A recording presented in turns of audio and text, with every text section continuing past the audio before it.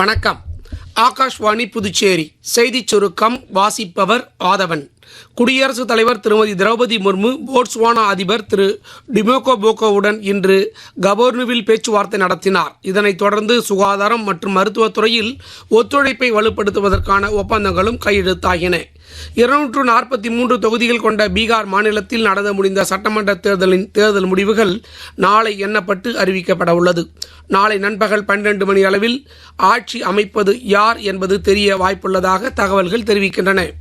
இந்தியாவின் இரும்பு மனிதர் சர்தார் பட்டேலின் பிறந்த நாளை முன்னிட்டு நாடு முழுவதும் தேசிய ஒற்றுமை தின உறுதிமொழி நடத்தப்பட்டது.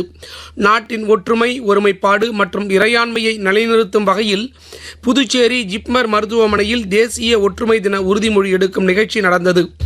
இதில் ஜிப்மர் இயக்குனர் டாக்டர் வீர்சிங் நேகி ஆங்கிலத்திலும், ஜிப்மர் மூத்த நிர்வாக அதிகாரி திரு ஹவா சிங் இந்தியிலும், ஜிப்மர் சட்ட அதிகாரி லக்ஷ்மி தமிழிலும் உறுதிமொழியை வாசிக்க ஜிப்மர் மாணவர்கள், ஊழியர்கள் மற்றும் ஆசிரியர்கள் உறுதிமொழி எடுத்துக்கொண்டனர். புதுச்சேரி நமது மக்கள் கழக தலைவரும் சட்டமன்ற உறுப்பினருமான திரு நேரு, புதுச்சேரி சென்டாக் மாணவர் பெற்றோர் சங்க தலைவர் திரு நாராயணசாமி ஆகியோர் தலைமையில் மாணவர்களின் பெற்றோர்கள் முதலமைச்சர் திரு ரங்கசாமியை நேரில் சந்தித்து காமராஜர் கல்வி நிதியை விடுவிக்க வேண்டி மனு அளித்தனர்.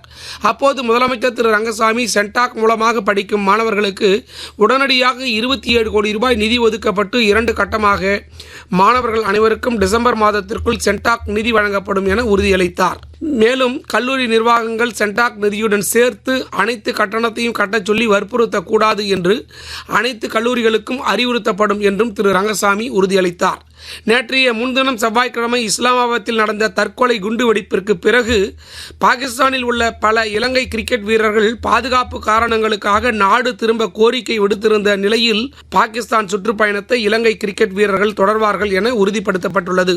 இத்துடன் இந்த செய்திச் சுருக்கம் நிறைவு பெறுகிறது.